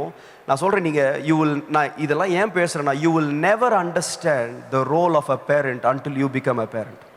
நான் வந்து எங்கள் அப்பா எங்கள் ஏரியா விட்டு வெளியே போகிறதுக்கு என்னை விடவே மாட்டார். எதுனாலும் அங்கே தான், அப்படி அந்த உள்ளே தான். அதை நான் அவ்வளோ டார்ச்சராக நான் யோசிச்சிருக்கேன், ஏன்னா இப்படி பண்ணுறாங்க நம்மளால தனியாக வந்து யோசிச்சிருக்கேன். ஆனால் இன்றைக்கு எனக்கு பையன் இருக்கு, எனக்கு 2 பசங்க இருக்கானுங்க. எங்கள் அப்பா என்னை ஏரியா விட்டு தாண்ட விடல, நான் என் பையனை கிரில்லு விட்டு தாண்ட விடல. அன்னைக்கு நான் யோசிச்சேன் எங்க அப்பா கொடுமைகார அப்பான்னு. இப்ப நான் யோசிக்கிறேன், அப்பா நம்ம எங்க அப்பாவே மிஞ்சிட்டோம்டா கொடுமையில். கிரில்ல தாண்ட முடியாதுங்க. எங்க கேட்டை தாண்டி கார் நிக்குது. அந்த கார்ல ஏறினாலும் நான் தான் ஃபர்ஸ்ட் போவேன், என் கையை பிடிச்சிட்டு தான் போகணும். நான் யோசிச்சு பார்ப்பேன், என்னடா கொடுமை பண்றான் இவனுங்களை. எங்க அப்பா எவ்வளவோ பரவாயில்லன்னு சொல்றேன். இது உங்களுக்கு இப்ப புரியாது, யூ வில் நெவர் அண்டர்ஸ்டாண்ட். ஏன் நம்ம அப்பா சொல்றாங்க, ஏன் நான் சொல்றேன், ஒருவேளை இப்ப நான் யோசிக்கிறேன், நல்ல வேளை எங்க அப்பா என் ஏரியா பசங்க கூட சேர்ந்து கிரிக்கெட் விளையாட விட்டுருந்தாருன்னு வைங்களேன், நான் பேசுற வார்த்தையெல்லாம் எப்படிதான் இருந்திருக்கும், அவனுங்களை மாதிரி தான். இன்னைக்கு அவனுங்களை பார்க்குறேன், என் கூட வளர்ந்த பசங்க இன்னைக்கு எல்லாம் ரவுடியா, ஒன்றும் தண்ணி அடிச்சுக்கிட்டு குடிச்சு. நான் சொல்கிறேன், ஒருவேளை அன்னைக்கு அதை நான் யோசிக்கவே இல்லை. ஆனால் எங்கள் அப்பா எதை யோசிச்சார்னா, நான் யோசிச்சதில்ல, நான் கிரிக்கெட். ஆனால் எங்கள் அப்பா யோசிச்சார், இவன் யார் கூட கிரிக்கெட் விளையாட போகிறான், இவன் போனா இவன் பாஸ்ட் பையனாக இருக்க மாட்டான், இவன் அடுத்த ஊழியக்காரனாக வர மாட்டான், இவன் ஜெயிலுக்கு தான் போவான். அன்னைக்கு நான் அதை யோசிக்கிறேன். See, sometimes நம்ம பேரண்ட்ஸ் யோசிக்கிற ஆங்கிள் நம்ம யோசிக்கும், நம்மளுக்கு தெரிஞ்சதெல்லாம் இந்த சின்ன காரியங்கள், கிரிக்கெட் விளையாடணும். ஆனால் நான் உண்மையாக நான் சந்தோஷப்படுறேன், ஒருவேளை எங்கள் அப்பா என்ன அதுக்கெல்லாம் விட்டுருந்தாருன்னு வைங்களேன், உண்மையாக நான் நாசமாக போயிருப்பேன். ஆனால் அன்றைக்கு அவங்க பிடிச்சி இழுத்தாங்க, ஆனால் இழுக்கும் பொழுது நாங்கள் விட்டு கொடுத்தோம். பரவாயில்ல அப்பா தானே. நான் சொல்கிறேன், இன்றைக்கு வரைக்கும் எங்கள் அப்பா ஒன்று சொன்னாங்கன்னா சொன்னது. எங்கள் அம்மா கூட சில வாட்டி அவங்க சொல்கிறதெல்லாம் காமெடியாக இருக்கும், அவங்க பேசுகிற காரியங்கள்லாம் சம்மந்தமே இல்லாமல் பேசுவாங்க. ஏதாவது ஒரு நான் ஒரு டிஷர்ட் ஸ்டுடியோவுக்கு தான் போவேன், சர்ச்சிலேருந்து கீழே ஒரு ஸ்டுடியோ, நான் ஒரு நைட் பேண்ட்ஸோ இல்லை ஒரு டிஷர்ட்லாம் நான் இது ரொம்ப அவங்க பார்வைக்கு நான் எது போட்டாலும் குட்டையாக தான் இருக்கும். ஏன்னா இவ்வளோ குட்டையாக போடுறீங்க, எங்கம்மா குட்டையாக போடுறீங்க, அவங்க பார்வையில் பார்த்தா எனக்கு அவங்க சொல்கிறது எல்லாமே காமெடியாக தான் இருக்கும். சரி, ஓகே, அம்மா சொல்லிட்டாங்களா, பரவாயில்ல, ஒரு டிஷர்ட் மாத்திரம் பிரச்சனை கிடையாதுங்க. இன்னைக்கு நிறைய பேர் நம்ம நினச்சிக்கிறோம். நம்ம ஃபார் எக்ஸாம்பிள் நான் சொல்கிறேன், நான் யோசிக்க என்னோட அப்பாவை குறித்து யோசிக்கும் நான் சொல்லுவேன், ஒரு ஃப்ரெஞ்சு பேர்டை வச்சு எங்கள் அப்பா மனசை கஷ்டப்படுறதுக்கு பதில் ஃப்ரெஞ்சு பேர்டு இல்லாமல் இருக்கிறதே பெட்ரு. நான் அப்படி தான் நான் யோசிக்கிறேன். அப்படி ஒன்றும் ஃப்ரெஞ்சு பேர்டு தேவையில்லைங்க எனக்கு. அப்படி நான் சொல்கிறேன், இன்றைக்கு வாலிபர்கள் நம்முடைய பெற்றோர்களை கனப்படுத்த கற்றுக்கோங்க, அவங்க சொல்லுகிற வார்த்தைகளை கேளுங்க, கீழ்ப்படிங்க. நான் சொல்கிறேன், அதில் ஒரு பெரிய ஆசீர்வாதம் இருக்குங்க. நான் சொல்கிறேன், இன்றைக்கு ஆண்டவர் எங்களை ஆசீர்வாதமாக வச்சிருக்கிறார். நான் சொல்கிறேன், ஆண்டவர் எங்களை மேலே கொண்டு போயிருக்கிறாரு. நான் சொல்கிறேன், இன்றைக்கி அநேக வாலிபர்களுக்கு நான் தைரியமாக இன்றைக்கு பேச முடிஞ்சதனுடைய காரணம் என்னென்னா, when they said something we obeyed. அவங்க சொன்ன பொழுது நாங்கள் அதற்கு கீழ்ப்படிஞ்சோம். நான் சொல்கிறேன், என்னுடைய திருமண காரியங்களில் கூட நான் சொல்கிறேன், எங்கள் அப்பா நான்லாம் எவ்வளவோ பரவாயில்ல. எங்கள் அண்ணனை ஃபஸ்ட்டு சொல்லிடுறேன். எங்கள் அண்ணன் எப்படி தெரியுமா, நான் சொல்கிறேன், எங்கள் அண்ணெல்லாம் நல்லா படிச்சு இப்போ நீ நினச்சிக்காதீங்க எங்கள் அப்பா அப்படியே பயங்கர படிப்பாளி. நான் சொல்கிறேன், எங்கள் அப்பா 8வது தாங்க படிச்சிருக்காரு. எங்கள் அப்பாவுக்கு இன்றைக்கி இங்கிலீஷ் பேச தெரியாது, எங்கள் அப்பாவுக்கு கம்ப்யூட்டர்னா என்னென்னு தெரியாது, எங்கள் அப்பா டெக்னாலஜிலாம் 0, அரிசி மூட்டை சுமந்தவருங்க. நான் சொல்கிறேன், நாங்கள் பேசுகிற லாங்குவேஜ்லாம் எங்கள் அப்பா இங்கிலீஷ்லலாம் பேசினா ஒரு வார்த்தை புரியாது. நான் இன்னைக்கு நிறைய வாலிபர்கள், நான் சொல்கிறேன் தம்பி, நான் தப்பாக நினச்சிக்காதீங்க, நான் என் மனசுலேருந்து நான் பேசுகிறேன். இன்னைக்கு அநேக வாலிபர்கள் அப்பா அம்மாவை ஏன் தெரியும் மதிக்கிறது இல்லை, அப்பா அம்மா படிக்கல, எங்கள் அப்பா படிக்கலப்பா. ஆனால் ஒரு நாளும் எங்கள் அப்பா படிக்காதவர் நான் நினச்சதே கிடையாது, எங்கள் அப்பாவுக்கு ஒன்றும் தெரியாது அப்படி யோசிச்சதே கிடையாது. நான் அவரை கனப்படுத்துகிறோம். எங்கள் அண்ணெல்லாம் சொல்கிறேன், எங்கள் அண்ணெல்லாம் நல்லா படித்தவன், எங்கள் அண்ணன் கல்யாண டைம் வந்துச்சு. சொல்கிறேன், இதெல்லாம் இப்போ கொஞ்சம் வருஷத்துக்கு முன்னாடி 10-15 வருஷத்துக்கு முன்னாடி நடந்த விஷயங்கள். நாங்கள்லாம் பொண்ணு பார்க்க போனோம், சரியா? பொண்ணு பார்க்க போனால் நாங்கள் எல்லாம் போய் உட்காந்துருக்கிறோம். அது ட்ரெடிஷ்னல் அரேஞ்ச்டு மேரேஜ் இல்லை, அந்த ஸ்டைல். நாங்கள்லாம் போய் உட்காந்துருக்குறோம். அந்த பொண்ணு வந்த உடனே எல்லாம் பார்த்த உடனே, அப்புறம் அந்த நடுவில் ஒருத்தர் இருப்பார்ல, இந்த 2 மத்தியஸ்தர் ஒருத்தர், அவர் 2 குடும்பத்தை தெரிஞ்சவர், அவர் அவங்க பொண்ணு போன உடனே எழும்பி எங்கள் அண்ணனை பார்த்து கேட்டார், என்ன கேப்ரியல், பொண்ணு ஓகேவா, கண்டினியூ பண்ணலாமா? எங்கள் அண்ணன் வாயை திறக்கிறதுக்குள்ள எங்கள் அப்பாங்க, அவன் என்னென்ன கேட்குறீங்க சின்ன பையன், நான் தான் சொல்லிட்டேன்ல, அப்புறம் அவனை எங்கள் அண்ணன் ஒரு வார்த்தை கேட்கல. அப்பா கல்யாணம் பண்ண போகிறது நான், நீங்களா கல்யாணம் பண்ண போறீங்க? அடிக்கப்படுவர், கொண்டு போகப்படுற ஆட்டுக்குட்டியை போல அமைதி, ஒரு வார்த்தை பேசலைங்க. எனக்கு 2009 கல்யாணம் ஆச்சு. நான் 2008 ஃபர்ஸ்ட் கான்சர்ட் நான் அப்போ தான் பண்ணுறேன், டிசம்பர் 5ஆம் தேதி. ஏதோ கடவுள் கிருபையில் ரொம்ப நல்லா வந்துருச்சு, நிறைய பேர் அப்ரிஷியேட் பண்ணாங்க. எங்கள் அப்பா என்ன நினச்சா தெரியல, இப்போ தான்டா இவனுக்கு கால் கட்டு போன, இவன் கான்சர்ட் பண்ணிட்டான், இவன் முடிச்சா கதையை முடிக்கணும். அந்த மாதமே ஒரு ப்ரொப்போசல் எடுத்துகிட்டு வந்தாங்க. எடுத்துகிட்டு வந்து இதுதான் சொன்னார். வந்துட்டு ஜோயல் நாளைக்கு என்ன பண்ணுற, இது வந்து 28ஆம் தேதி நினைக்கிறேன், டிசம்பர் அதே மாதம். அப்போ தான் நம்ம கான்சர்ட் முடிச்சு பெரிய கனவு, ஐயோ நம்ம பயங்கரமாக அடுத்தது பண்ணணும், இன்னும் கொஞ்ச நாள் அப்படியே போய் நிறைய ஊழியெல்லாம் பண்ணணும் பயங்கரமாக யோசிச்சுட்டு. அதே மாதம் ஒரு 20 நாள் கழிச்சு எங்கள் அப்பா வந்தார். நாளைக்கு என்ன பண்ணுற அப்படின்னு கேட்டேன். நானும் தெரியாமல் என்னடா கேட்குறேன் தெரியாமல், ஒன்றும் இல்லையப்பா ஃப்ரீயாக தான் இருக்கேன், சரி நாளைக்கு பொண்ணு பார்க்குறேன் உனக்கு. என்னடா ஒரு வார்த்தைங்க. நான் எங்கள் அப்பாவை எதிர்த்து பேசினதே இல்லை, அப்பா முடியாது அப்படிலாம் எதுவுமே சொன்னதே இல்லை. நான் கொஞ்சம் கஷ்டமாக தான் இருந்துச்சு, என்னடா இப்போ தான் நம்ம ஆரம்பித்தோம், பயங்கரமாக ரொம்ப வேதனையோடு போய் சர்ச்சில் உட்காந்து ப்ரேயர்லாம் பண்ணேன். ஆண்டவரே எங்கள் அப்பா மனசை மாற்றுங்க, அப்படிலாம் ஒன்றும் நடக்கலை, முடிஞ்சிருச்சு கல்யாணம். ஆனால் ஆண்டவர் எங்களை ஆசீர்வாதமாக வச்சுருக்கிறாருங்க. நான் சொல்கிறேன், நிறைய காரியங்கள் அவங்க நடத்துகிற வழிகள் நமக்கு புரியாது. ஆனால் ஒரு அம்பு எப்போ தூரமாக போகும்னா, எப்பொழுது இழுக்கப்படுகிறதோ அவ்வளோ தூரம். உங்களை ஆண்டவர் நிறைய பேர் வச்சு ரொம்ப இழுக்கிறாருன்னா அதுக்கு என்ன அர்த்தம்னா, ஆண்டவர் உங்களை ரொம்ப தூரத்துக்கு கொண்டு போக போகிறாருன்னு அர்த்தம். ஆனால் இழுக்கிற நேரத்தில் விட்டுருங்க அப்படின்னா ஆண்டு விட்டுருவார் போ அப்படின்னு, பக்கத்துலேயே போய் பொத்துன்னு வந்து ஒரு பிரயோஜனம் கிடையாது.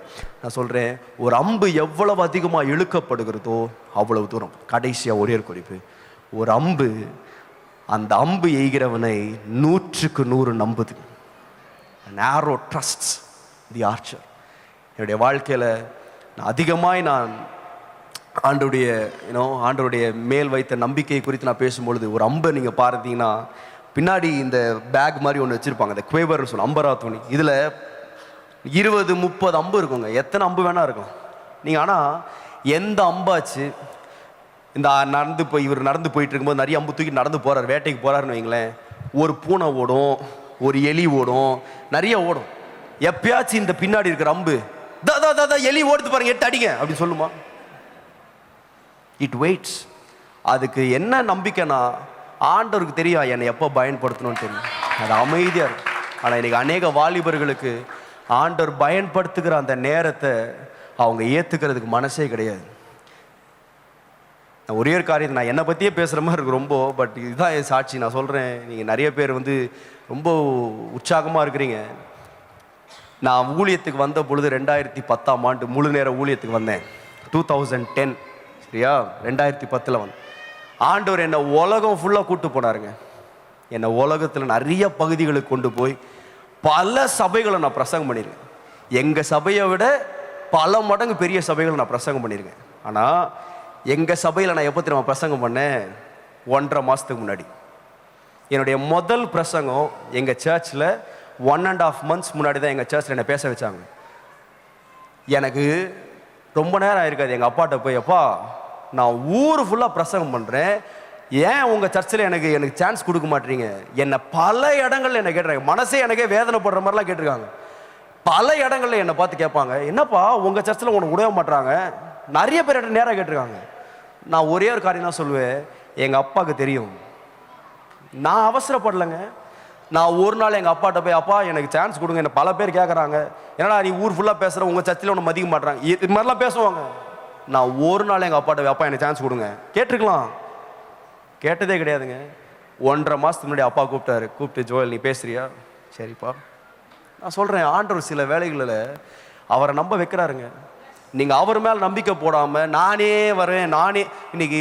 அதனால தான் பாருங்கள், ஆண்டவர் நம்மளை நிறைய வாட்டி சிங்கத்தை அடிக்கிறது வச்சிருப்பார், இல்லாட்டி நட்சத்திரங்களுக்கு எய்ம் பண்ணியிருப்பார். ஆனால் நம்ம ஃப்ரண்ட்டில் ஓடுற பூனையும் எலியும் பார்த்து, ஆண்டவர் இப்போ அப்படி போ சாவு போ. இன்னைக்கு ஆண்டவர் வச்ச திட்டத்துக்கு நம்மளால போக முடியலன்னா, ஏன் சின்ன சின்ன இடங்கள்ல மாட்டிக்கிறோம் அப்படின்னு சொன்னா, நம்முடைய பொறுமை இல்லாத காரணத்தினாலும் ஆண்டவர் மேல ஒரு நம்பிக்கை. நான் சொல்றேன், எனக்கு 7 வருஷம் கஷ்டமா இருந்துச்சு. அநேக வேலை நான் யோசிச்சிருக்கேன், சே ஏன் நம்மளுக்கு சான்ஸ் கொடுக்க மாட்டாங்க, ஏன் எத்தனையோ பேர் கொடுக்குறாங்களே, ஏன் நம்மளுக்கு கொடுக்க மாட்டோம் நிறைய. ஆனால் I always waited. I know Lord, you know the perfect time. ஆண்டவர் உமக்கு தெரியும், ஆண்டவர் என்னை எப்போ பயன்படுத்தணும், எங்கே பயன்படுத்தணும் உமக்கு தெரியும். இந்த அவசரப்பட்டு ஆண்டவரை விட்ட முந்தி நம்ம ஓடணும்னு நினைச்சோம்னா ஆண்டோடைய திட்டத்தை நிறைவேற்றவே முடியாது. அடிக்கடி ஒரு எக்ஸாம்பிள் நான் கொடுப்பேன். ஆண்டோடைய திட்டம் அப்படின்னு சொல்லும் பொழுது 2 விதங்கள் இருக்கு. ஒன்று, இது மாதிரி ஒரு பேப்பர் எடுத்து நீங்கள் ஃபுல்லாக எழுதிடலாம், உங்கள் திட்டத்தெல்லாம் எழுதிருங்க. எல்லாத்தையும் எழுதிட்டு ஆண்டவர் கையில் கொடுத்து, ஆண்டவரே இதான் என் திட்டம், என் பிளான், இதெல்லாம் ஒரு கையெழுத்து மட்டும் போட்டு கொடுத்துருங்க அப்படின்னு கேட்டால் ஆண்டவர் நிறைய அப்படி பார்த்து சிரிப்பார், உழுந்து டே இதான்டா உன் திட்டம். ஆனால் நம்ம விட மாட்டோம், ஃபாஸ்டிங் போடுவோம். ஆண்டவர் ஒரு வழி பண்ணி ஆண்டவர் கையெழுத்து போட விட்டுரும். ஆண்டவர் சரி போய் தொலை அப்படின்னு கையெழுத்து போட்டு கொடுத்து. ஆனால் இது இல்லை, ஆண்டவர் கொடுக்கறது உண்மை ஆண்டோருக்கு திட்டத்தை ஒப்பு கொடுக்குறேன்னா இதே பேப்பர் தான். ஆனால் பின்னாடி நீங்கள் ஆண்டவர்கிட்ட கையெழுத்து கேட்காதீங்க, நீங்கள் கீழே கையெழுத்தை போட்டுட்டு ஆண்டவர்கிட்ட கொடுத்துட்டு, ஆண்டவர் உங்களுடைய திட்டத்தை நீங்கள் எழுதுங்க ஆண்டவர். நீங்கள் அவருடைய திட்டத்தை நீங்கள் எழுத வச்சிங்கன்னா அந்த திட்டத்தை போல ஒரு பெஸ்ட் திட்டம் இந்த உலகத்திலே கிடையாதுங்க. 2010 நான் ஊழியத்திற்கு நான் வரும் பொழுது சாட்சி நான் பல இடங்களில் சொல்லியிருக்கிறேன். But I want encourage you. நான் எனக்கு ஒரு பெரிய ஆசை இருந்துச்சு. என்ன ஆசைன்னா, நான் 2010 வரைக்கும் நான் அது சொல்லிடுறேன். ஃபஸ்ட்டு நான் காலேஜ் முடித்த உடனே 2005 அந்த டைம்லேயே, காலேஜ் முடிக்கிறதுக்கு முன்னாடி ஆக்சுவலி பார்த்தா நான் இந்த மியூசிக்கில் பயங்கர இன்ட்ரெஸ்ட். எனக்கு நான் மியூசிக் பண்ண ஆரம்பித்தேன். நிறைய ஆட்ஸ்லாம் பண்ண ஆரம்பித்தேன். சினர்ஜின்னு ஒரு கம்பெனி கூட சேர்ந்து இந்த ஆனிமேஷன்ஸுக்கு பேக்ரவுண்ட் மியூசிக் போடுற ஒரு ஓப்பனிங் எனக்கு கிடச்சிது. நான் காலேஜ் முடிக்கிறதுக்கு முன்னாடியே அதை செய்ய ஆரம்பித்தேன். அது கடைசியில் எனக்கு பயங்கரமான ஒரு பிரேக் த்ரூ கிடச்சிது, பயங்கரமாக. ஸோ ஃபஸ்ட்டு ஆட் ஃபிலிம்ஸில் இருந்தேன். அதுக்கப்புறம் அப்படியே போய் என்ன பண்ணிட்டேன்னா மூவிஸ்க்கு, சினிமாவுக்கு வாசிக்கிறதுக்கு வாய்ப்பு கிடச்சிது. ஆனால் எங்கள் அப்பாவுக்கு தெரியாது. எங்கள் அப்பா நான் ஆட் ஃபிலிம் சினர்ஜி கம்பெனியில் வேலை செய்கிறேன்னு. ஆனால் சைடில் இந்த ஒரு வாய்ப்பு கிடச்ச உடனே டபால்னு அப்படியே போயிட்டு அப்படியே வேலை செய்ய ஆரம்பித்தேன். அதில் பயங்கரமாக சம்பாதிக்க ஆரம்பித்தேன். நான் கடைசியாக வாங்கின சம்பளம் 18,000 ரூபாய் ஒரு நாளைக்கு வாங்கினேன்.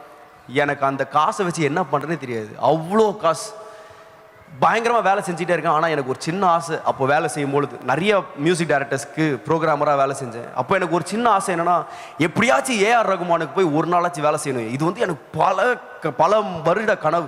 என்னைக்காச்சும் ஒரு நாள் ஏஆர் ரகுமானுக்கு போய் வேலை செய்யணும். இந்த கனவை வச்சுட்டு ரொம்ப நாளாக வேலை செஞ்சுட்டு இருக்கேன். பல சிடிலாம் டெமோலாம் எப்படியாச்சும் ரகுமானுக்கு அனுப்பணும். பல முறை ட்ரை பண்ணி சில முறைலாம் ஜஸ்ட் மிஸ்ஸில் மிஸ் ஆயிருக்கு. ஸோ அப்படி இதெல்லாம் பல ட்ரைலாம் ஒரு பக்கம் ஓடிக்கிட்டு, ஆனால் வேலை ஓடிக்கிட்டே இருக்கேன். ஏன்னா நல்லா சம்பாரிச்சிட்டு போயிட்டு 2009 எனக்கு திருமணம் நடந்துச்சு. நான் திருமணமான புதுசு.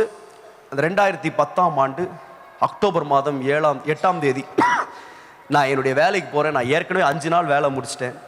6ஆவது நாள் வேலைக்கு போகிறேன். 6 நாள் முடிஞ்சால் எனக்கு அந்த வாரம் சம்பளம் 1,08,000 ரூபா சம்பளம். ஏற்கனவே 90,000 பாக்கி இருக்குது. அன்றைக்கி வேலை செஞ்சால் 1,08,000 ரூபா என் சம்பளம். நான் போய் என் சிஸ்டம் ஆன் பண்ணுறேன். எனக்கு அன்றைக்கு ஆவியில் ஒரு பெரிய கலக்கத்தை ஆண்டவர் கொடுத்தார். To cut the story short, சுருக்கமாக.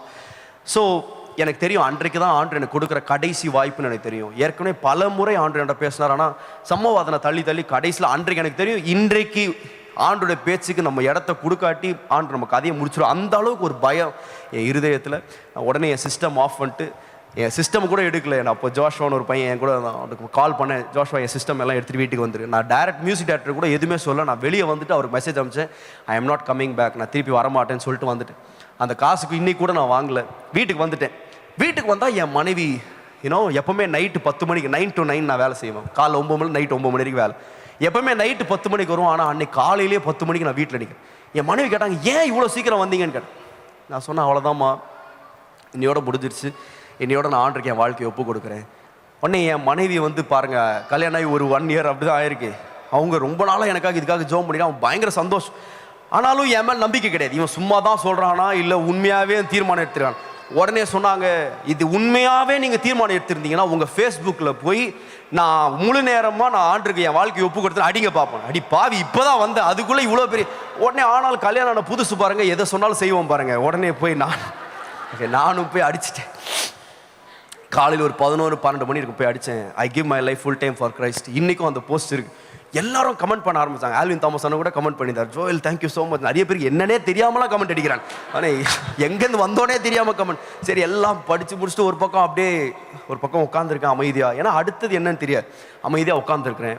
ஒரு சாயங்காலம் ஒரு 5, இது 11 மணி 11:30 மணி போல் நடக்குது. சாயங்காலம் 5 மணிக்கு என் ஃபோன் அடிக்குது. ஃபோன் யாருன்னா எனக்கு ரொம்ப தெரிஞ்ச ஒரு ஃப்ரெண்டு, நல்ல பாடகர், ரொம்ப ஃபேமஸான ஒரு பாடகர். அவர் ஃபோன் பண்ணி, இவர் ஏன்டா ஃபோன் பண்ணுறாரு. ஃபோன் எடுத்தோன்னே அவர் கேட்டேன், ஜோயல் எங்கே இருக்கிற அப்படின்னு. 5 மணிக்கு அதே நாள் 5 மணிக்கு நான் கேட்குறேன். அவர் கேட்குறேன், எங்கே இருக்கிற. நான் சொன்னேன், டிமி இங்கே தான் இருக்கேன், நான் வீட்டில் தான் இருக்கேன். சொன்னேன், ரொம்ப சந்தோஷம், நீ உடனே கிளம்பி வா, 6:30க்கு ஏஆர் ரகுமான் ஸ்டுடியோவில் உனக்கு வேலை இருக்கு. ஏன்டா இது ஒரு 5 மணி நேரத்துக்கு முன்னாடி சொல்லக்கூடாதாடா. நீங்கள் நல்லா கவனிங்க, என் வாழ்க்கையின் கனவுங்க. நான் இத்தனை வருஷம் இந்த கனவு தான் எனக்கு. என்னைக்காச்சும் ஒரு நாள் அவருக்கு வேலை செய்யணும். இப்போ இந்த கனவு நிறைவேறுதுங்க. ஒரு 5 வருஷ கனவு, ஒரு 7 வருஷ கனவு நிறைவேறிடுச்சு. இப்போது இந்த பக்கம் என் கனவு, என் திட்டம், என் சுத்தம் பக்காவாக அமைஞ்சிருச்சு ரூட். எனக்கு தெரியும் ரகுமானோட சேலரி வந்து டபுள் மடங்கு, மற்றவங்க எல்லாரை காட்டி 2 மடங்கு தராரு. 18,000 ரூபா சம்பளம் 40,000 கூட மாறலாம் ஒரு நாளைக்கு. என் சம்பளம் டபுள் ஆக போகுது, என் கனவு நிறைவேற போகுது. அடுத்த 15 வருஷம் என் வாழ்க்கையை பற்றி நான் யோசிக்க வேண்டிய அவசியமே கிடையாதுங்க. அந்த அளவுக்கு பச்சை பசேல்னு சூப்பராக காட்டுறான்.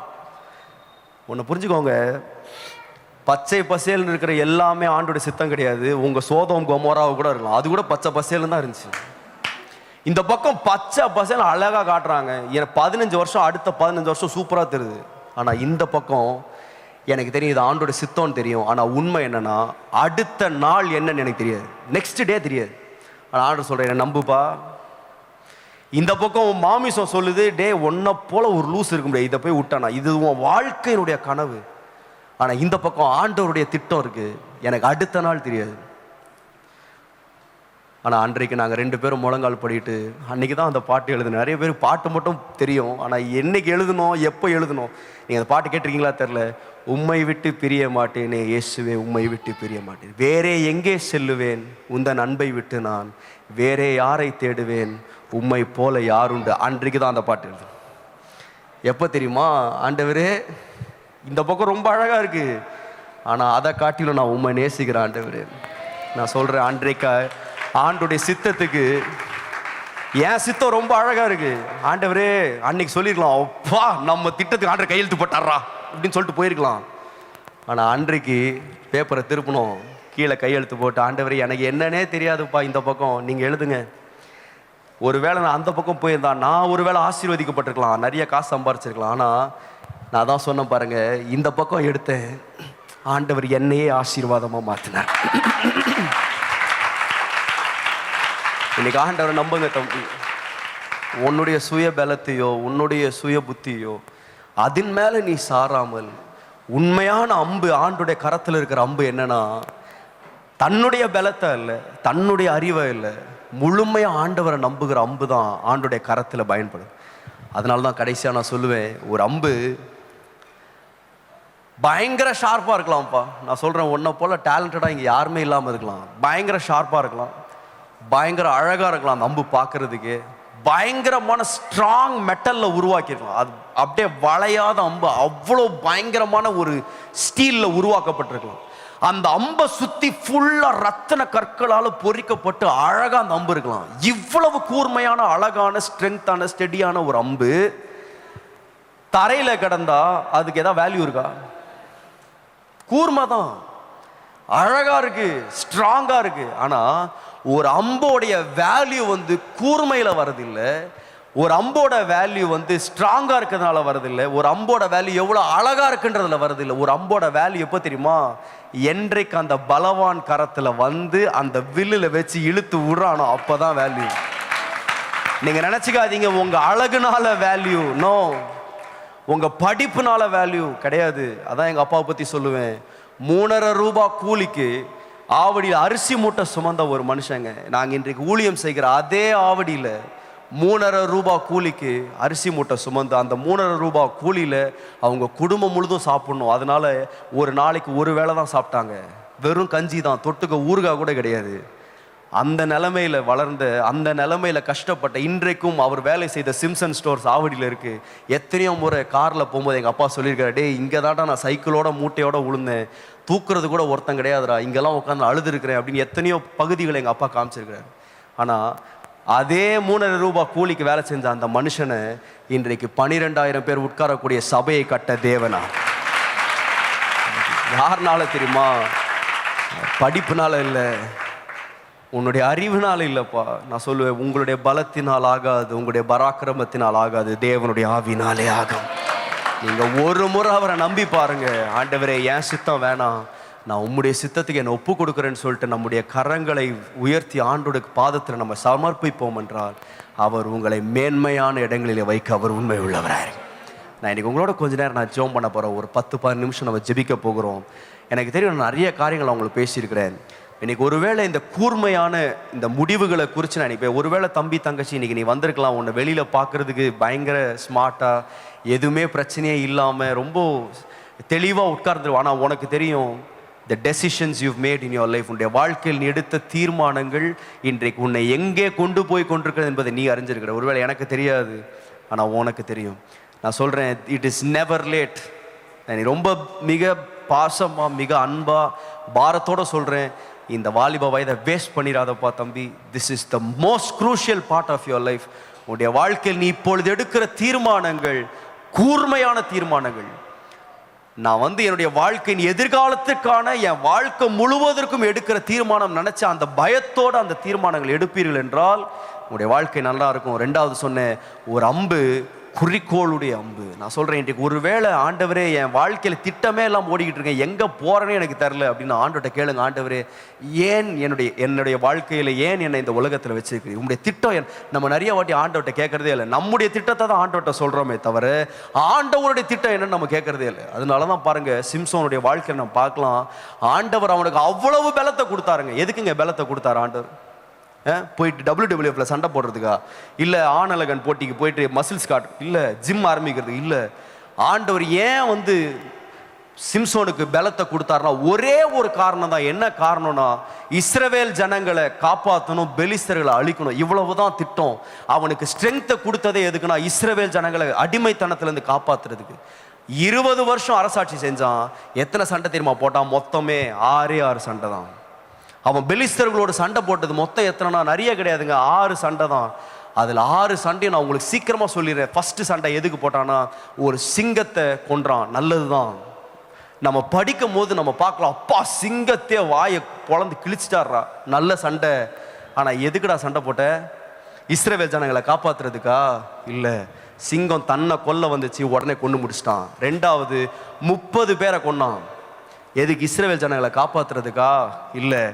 ஒரு கேள்வி கேட்டான், விடுகதை கேட்டான், பதில் சொன்னா நான் உனக்கு தரேன்னு சொன்னான். அவனுக்கு பதில் சொல்லிட்டானுங்க, அதுக்காக போய் 30 பேரை கொண்டான். இஸ்ரவேல் ஜனங்களை காப்பாத்துறதுக்கு இல்லை. மூன்றாவது 300 நரிகளை பிடிச்சி பெலிஸ்தரோட வயலெல்லாம் எரிச்சான். நீங்க நினைக்கிறீங்களா பெலிஸ்தர் வயலை எரிச்சான் இஸ்ரவேல் ஜனங்களை காப்பாத்துறதுக்கா? இல்லை. Love failure. லவ் பண்ண பொண்ணு கிடைக்கலன்ற கோவத்தில் செஞ்சான். இஸ்ரவேல் ஜனங்களை காப்பாத்துறதுக்கு இல்லை. நாலாவது அநேக பெலிஸ்தர்களை கொன்றான். எதுக்கு தெரியுமா கொன்னா? இஸ்ரவேல் ஜனங்களை காப்பாத்துறதுக்கு இல்லை. எதுக்கு கொன்னானா, இவன் லவ் பண்ண பொண்ணோட வீட்டை கொளுத்திட்டானுங்க, அதுக்காக போய் கொன்னான். அஞ்சாவது, நல்லா கவனிங்க, நல்ல ஸ்டோரி தான்ப்பா, பெரிய ஆள் செஞ்சார் தான், ஆனா ஏன் செஞ்சான்றதான் முக்கியம். அஞ்சாவது 1000 பெலிஸ்தர்களை கொன்றான். ஒரே கழுதையினுடைய தாடை எலும்பை வச்சு 1000. நம்ம படிக்கும் போது நம்ம நினைக்கலாம், அப்பா 1000 பேரை கொண்டேன். எதுக்குடா கொன்ன? அந்த 1000 பேர் இவனை கொல்ல வந்தானு. உடனே ஆவியானவர் இறங்கிட்டார் மேலே, உடனே அடிச்சு கொண்டு முடிச்சிட்டான். 6 சண்டைகள் 5 சண்டை எதுக்கு போட்டானா, தனக்குனே போட்டாங்க, தன்னுடைய சித்தத்தை. இது கடைசியில் 5 சண்டை முடிச்சு கடைசியில் இப்போ கண்ணு போயிடுச்சு. 5 சண்டையும் ஜனங்களுக்காக போடல, இஸ்ரவேல் ஜனங்கள் ஆண்டவருடைய திட்டத்துக்காக போடல, இவன் திட்டத்தை செய்யறதுக்கே போட்டான். கடைசியில் முடிச்சிட்டாங்க. 5 சண்டை முடிச்சு 6வது சண்டைக்கு எனக்கு படிச்ச பொழுது என் கண்ணே கலங்கி. 6வது சண்டைக்கு வந்தாங்க. நான் யோசிச்சேன், 20 வருஷம் முடிஞ்சிருச்சு, இப்போ 20 வருஷம் முடிஞ்சிருச்சு, இன்னும் 5 நிமிஷத்துல சாவு முடிய போகுது கதை. 5 வருஷம் 20 வருஷம் வேஸ்ட் பண்ணிட்டான். 5 சண்டை இவனுக்காக தான் போட்டான், ஆண்டவருடைய திட்டத்தை செய்யவே இல்லை. 20 வருஷம் எவ்வளவு தூரம் நல்லா கவனிங்க. 20 வருஷம் முடிவில் இஸ்ரவேல் ஜனங்கள் சொல்றாங்க, பெலிஸ்தர்கள் நம்மை ஆளுகிறார்கள் என்று உனக்கு தெரியாதா? பாரு, 20 வருஷமும் இவ்வளவு வல்லமையை வச்சுக்கிட்டு இவ்வளவு பலத்தை வச்சுட்டு இஸ்ரவேல் ஜனங்கள் எப்படிதான் இருந்தாங்க? அடிமையா தான் இருந்தாங்க. மற்ற எல்லா நியாயாதிபதிகளும் ஒரே சண்டையை போட்டாங்க, இஸ்ரவேல் ஜனங்களை காப்பாத்திட்டாங்க, அவங்க சித்தத்தை ஆண்டவர் வச்ச திட்டத்தை நிறைவேற்றினாங்க. ஆனா இவன் 20 வருஷம் இவ்வளவு பலத்தை வச்சுட்டு இவர் எதுக்கு தான் சண்டை போட்டிருந்தாருன்னா, தன்னுடைய திட்டத்தை நிறைவேற்றதே போட்டாரு. இஸ்ரவேல் ஜனங்கள் அடிமையா தான் இருந்தாங்க. இப்போ 6வது சண்டைக்கு வந்தாங்க. இப்போ அவனுக்கு முன்னாடி 3000 பேர் இருக்கிறாங்க. நான் யோசிச்சேன், இப்பயாச்சும் அவன் ஜோம் பண்ணியிருக்கலாம், ஆண்டவரே இவ்வளோ நாள் உங்களுடைய திட்டத்தை நான் அறியல, எனக்கு கிடைச்ச இந்த கடைசி வாய்ப்பு. உட்காந்துருக்கலாம் ராஜாக்களும் பிரபுக்களும் பெரிய ஆளுங்களும் உட்காந்துருக்கான், இவனுங்களை கொன்னாச்சு என் ஜனங்களுக்கு ஒரு விடுதலை கிடைக்கணும்னு ஜோம் பண்ணியிருக்கலாம். ஆனால் வீட்டில் போய் வாசிங்க, நியாயாதிபதிகள் 16:28 அவன் ஜோம் பண்ணுறான், ஆண்டவரே இந்த என் 2 கண்களுக்காக இந்த பெலிஸ்தர் கையில் பழி வாங்கும்படி என்னை நினைச்சிடணும். அவன் பிரேயர் என்ன தெரியுமா? என் 2 கண்ணை புடுங்குனீங்களே, சாவுங்கடா. அவன் கொன்னது எதுக்கு? இஸ்ரவேல் ஜனங்களை காப்பாத்துறதுக்கு இல்லை. சாவும் போது கூட எதுக்கு தான் கொண்டான் தெரியுமா? ஏன் 2 கண்ணை பிடிங்கிட்டானுங்க ஆண்டவரே, எப்படியாச்சும் இவனை காலி பண்ணுங்க. Sometimes you can be so selfish about yourself that you don't even understand what God has in store for you and God's plans in your life. சில வேளைகளை நம்மளை பற்றி யோசிச்சு ஏன் திட்டம் இதை யோசிச்சு ஆண்டவருடைய திட்டங்கள் உங்கள் கண்களுக்கே தெரியாம போயிடலாம். நீங்க செய்யற வேலைகளை பார்த்து நீங்க நினைச்சலாம் நம்ம பயங்கரமா செய்யறோங்க, செம்மையா சம்பாதிக்கிறேன், செம்ம இது என்னன்னா ஆயிரும்னா கடைசியில ஆண்டோட திட்டத்தை மறைச்சிரும். You need to surrender to God's plan. நீங்க சொல்ற ஆண்டவருடைய திட்டத்துக்கு நீங்க உங்களை ஒப்பு கொடுக்கணும்னா உங்களுடைய திட்டத்தை ஃபர்ஸ்ட் க்ளோஸ் பண்ணுங்க. உங்க திட்டத்தையும் நான் பார்த்துப்பேன், ஆண்டவர் பார்த்துக்கலாம் அப்படின்னா doesn't happen. Unless you close your eyes to your own plans, God doesn't show his plans to you. அவருடைய திட்டத்தை ஆண்டவர் உங்களுக்கு காட்டணும்னா நீங்க ஆண்டவர் சொல்ல, ஆண்டவர் என் திட்டம் வேண்டாம். அதனால தான் இந்த பாடல் நான் ஒரு வாலிபர் ஐக்கியத்தில் யூத் ஃபெலோஷிப்பில் ஒரு ப்ரோக்ராமுக்காக தான் எழுதணும் இந்த பாடல்.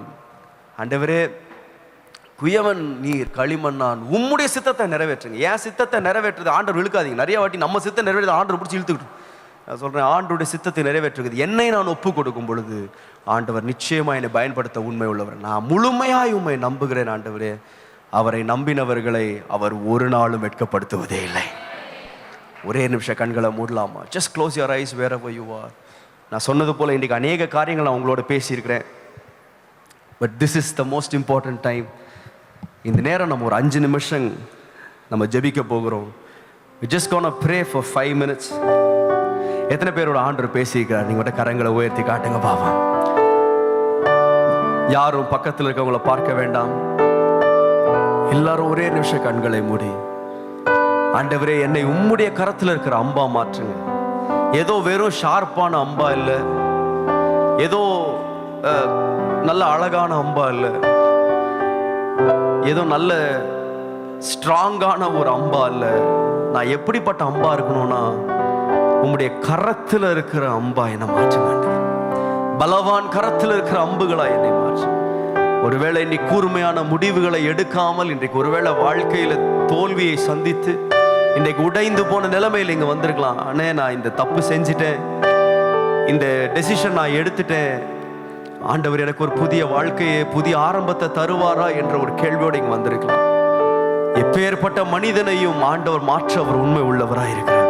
இன்னைக்கு அவருடைய கரத்தில் நீ உண்மையாய் நீ சரணாகதியாய் நீ அவருடைய கரத்தில் விழுந்த, ஆண்டவரே என்னை ஒரு அம்பா எடுத்து பயன்படுத்துங்க ஆண்டவரே, உங்களுடைய கரத்தில் இருக்கிற அம்பா என்னை பயன்படுத்துங்க என்று கேட்டார். உங்களை நிச்சயமாய் ஆண்டவர் நடத்த உண்மை உள்ளவராய் இருக்கிறார். ஆண்டவரே நான் உம்மை நம்புவேன், நான் உம்மை முழுவதும் நான் சார்ந்து கொள்ளுகிறேன் ஆண்டவரே என்று சொல்லுகிற ஒரு வாலிபர் கூட்டத்தை இன்றைக்கு ஆண்டவர் தேடுகிறார். எனக்கு ஆண்டவர் என்னோட பேசினார், என் திட்டத்தை விட்டுட்டு இன்னைக்கு ஆண்டவருடைய திட்டத்துக்கு நான் என்னை ஒப்பு கொடுக்க விரும்புறேன் அப்படி நீங்க யாராகிலும் ஒருவர் இங்க இருப்பீங்கன்னு சொன்னா நீங்க மாத்திரோட கரங்களை உயர்த்தி ஆண்டவருக்கு ஒப்பு கொடுப்பீங்களா? Just lift your hands and just say, Lord, I surrender to your plan. நல்ல கரங்களை உயர்த்தி ஆண்டவருக்கு ஒப்பு கொடுங்கப்பா. Come on, lift your hands to God. திட்டத்தை ஆண்டவரே தருகிற தேவன் நீர். உம்முடைய திட்டம் என்னுடைய வாழ்க்கையில ஆண்டவரே உபயோகப்படட்டும் ஆண்டவரே. அப்படியே கரங்களை உயர்த்தி நம்ம எழுப்பி நிற்பீங்களா? Just stand up wherever you are. அப்படியே எழுப்பி நில்லுங்கள். எல்லாரும் வேண்டாம்.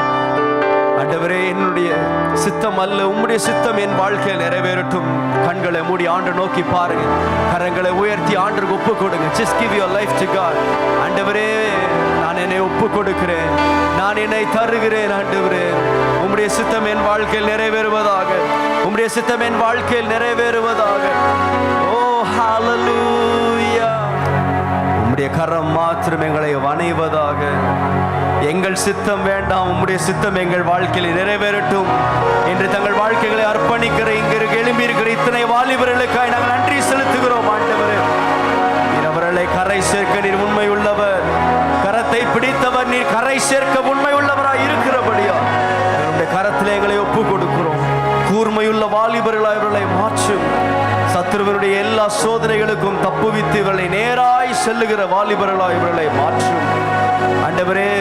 இவர்கள் ஆண்டவரே எதிர்காலத்தை குறித்தும் தங்களுடைய குறிக்கோள்களுடைய வாலிபர்களாய் இவர்களை மாற்றும் ஆண்டவரே. எத்தனையோ சூழ்நிலைகள் இவர்கள் இழுக்கப்பட்டாலும் இவர்கள் சோர்ந்து போகாமல் ஆண்டவரே தங்கள் வெகு தூரத்து காரியங்களையும் திட்டங்களையும் தேவன் வைத்திருக்கிறார் என்ற நம்பிக்கையோடு இழுக்கப்படும் பொழுதும் தேவன் தங்களை உயர்த்துவார் என்ற நம்பிக்கையோடு ஆண்டவரே அவர்களுக்கு வருகிற எல்லா ஆலோசனைகளுக்கு தங்களை தாழ்த்த நீர் கிருபை தரும்படியாய் ஜெபிக்கிறோம்.